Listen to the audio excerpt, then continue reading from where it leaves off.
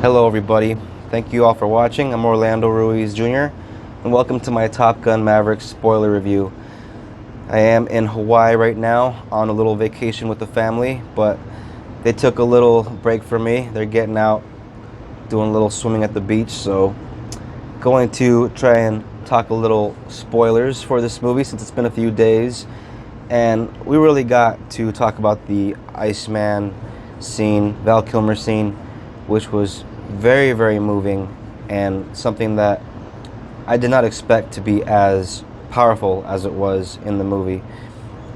This movie, much like the first movie, it's all centered around characters and character moments. So when the action happens, the action actually means something and progresses each act of the story. And so this is a very well crafted, very well written sequel that I truly, truly enjoy. And the Iceman moment in the film really, I mean, there's just so much heart and there's so much love coming between Tom Cruise and Val Kilmer in that scene that it's really hard not to get caught up in that moment, because both of them are icons, both of them are legends, but as these two characters, that's a reunion that I don't think any of us ever pictured going down that way. And for it to go down the way it did, I know that it's unfortunate because it's only because of Val Kilmer's real life situation. But the way that it's worked, the way that it's used for the story, really does the film a lot of credit. The third act of the film, once you get towards Rooster and Maverick working together, that's really where the film soars, in my opinion.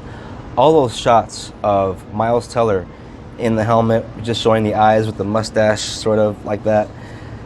It looked almost like Anthony Edwards was sitting behind Tom Cruise at times, and even though it wasn't Anthony Edwards, it just made you feel all the more like that was really Goose's son right there with Maverick. And it really felt like, though it wasn't Goose, it felt like Maverick finally has his Goose back. You know, even though it's like Goose Jr. basically. But for me, that was the best part of the film, seeing Maverick and Rooster working together, finally getting along and putting their differences aside. Of course, Maverick didn't have any problem with Rooster. Rooster was the one carrying all the baggage and sort of holding that grudge. But once he lets his guard down and once he sort of drops it for a while, it really did feel like things were coming full circle, and like it felt like a true worthy Top Gun sequel. And you have, once again, Maverick and Goose Jr. basically teaming up, and it just felt like the 80s were back in a way. I can very well admit that this movie is better in many ways than the original film. That is not something that I'm going to deny. However, that doesn't change the fact that I am a sentimentalist at heart, and because if I want to see Top Gun, if I want to just pop it in and watch, Top Gun, more than likely, I'm always going to watch this film, and then I'm going to watch the sequel. As much as I like this movie, that first movie is always going to be Top Gun. Top Gun Maverick, great sequel. As far as the original, it is a great original movie. It is better in the love story department, maybe not better in the action department because it was made in 1986. When it comes down to the rating, I said I gave Top Gun Maverick 3.5 stars, and I still stand by that. If you want to talk about the original, I also give that the same rating. I give that 3.5 stars. For me, for a movie to be 4 stars, it's got to be, if not perfect, then damn near perfect. And I give Top Gun 3.5 stars because if it was to be a 4-star movie, some of that cheese would definitely have to go, okay? And I could say the same thing for Top Gun Maverick.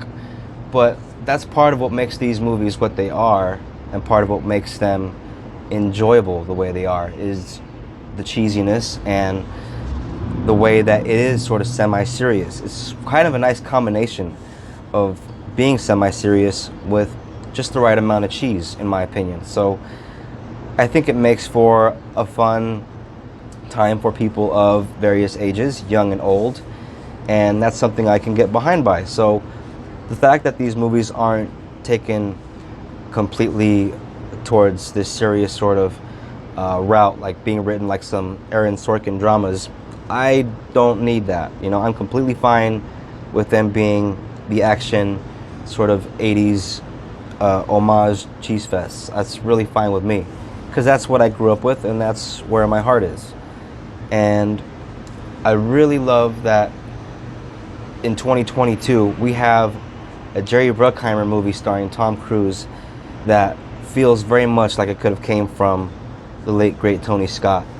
Ever since Beverly Hills Cop, Top Gun, Beverly Hills Cop 2, Days of Thunder, ever since Jerry Bruckheimer has been making these great action movies from the late 80s, early 90s, and carried that over into the 90s with Bad Boys and Crimson Tide and The Rock and Con Air and Enemy of the State and Gone in 60 Seconds, I was always looking out for the next big Jerry Bruckheimer production. And I think it's great that here in 2022 we got another great Jerry Bruckheimer action movie that stars Tom Cruise that has a Hans Zimmer score. As a movie fan, it's very exciting, very awesome that Tom Cruise reunited with Bruckheimer, because I love Days of Thunder, I love Crimson Tide, I love all the Jerry Bruckheimer action films. The Rock, saw that in the theater when that came out. I was there for Con Air in the theater, and you know, of course, that whole run that he had with Nicolas Cage and you know, Bruce Willis, you know, Armageddon, that was also a nice fun time at the theaters. Jerry Bruckheimer always comes through when it comes to these big summer blockbuster action movie spectacles, and when he teams with a big star, whether it was Bruce Willis or whether it was Will Smith or Nicolas Cage or Tom Cruise, it was always going to be a great summer, great action movie summer. So yeah, just really happy that we have another one of these Bruckheimer action movies in the theaters right now. And hopefully, because of the success of this movie and it's making some bank, hopefully we get some more Jerry Bruckheimer productions in the future, because I know that he has done a lot for television with the CSI and all that the last 20 years. But I feel like he hasn't really been as productive like he was, you know, back in the 90s. Back in the 90s, he was just churning out these blockbusters left and right. And so now that we have Top Gun Maverick in the theaters now, hopefully that'll pave the way. Maybe, you know, we get Nicolas Cage and Jerry Bruckheimer to reunite. I know that they've been talking together for a while about a National Treasure 3. Who knows if that'll happen? But it's just a really exciting thing when great people collaborate and make movie magic, and we all reap the benefits. This is a movie that got me emotional. At least 4 times I had to shed tears throughout this movie. The first time was at the beginning when I heard the Harold Faltermeyer music at the start of the film. That immediately sent a tear down my cheek. And as the credits were rolling and you saw that opening sequence and you saw the editing pretty much mimicking the style of the first film, the way even the credits looked exactly the same. The Danger Zone by Kenny Loggins coming on, and yeah, all of that was very, very sort of, you know, emotional for me. I don't know if it's just because, of course, yes, I know it is because I'm such a sentimentalist. Of course, the Val Kilmer scene, his reuniting with Tom Cruise, and the way they communicated with him typing, and then the way he just spoke just once to Maverick, where you get to hear the way he really sounds for just one moment. It was very, very heartfelt, very poignant, very touching, and something that is going to be hard to forget after watching. Of course, the scene that hit the hardest was the death of Iceman. The reveal that he has passed away. That was something I was not prepared for. And when it happened, yeah, the waterworks, they were out there. So yeah, unfortunately, no Val Kilmer in Top Gun 3 if it ever happens. But what's really great is the chances of a Top Gun 3 are probably pretty damn high now, considering how well this movie is doing. So okay, thank you very much. Going to see what else I can do here in Hawaii, or as they say, Hawaii. And please, if you want to like or dislike, feel free. If you want to comment, be glad to see what you want to comment about.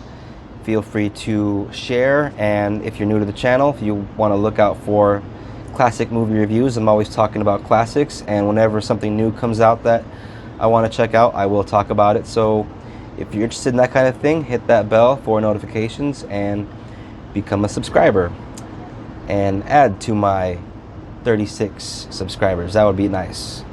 Only have 36 right now, I believe, but who knows, maybe one day it'll be 37. Thank you very much for watching. Aloha and take care, everybody.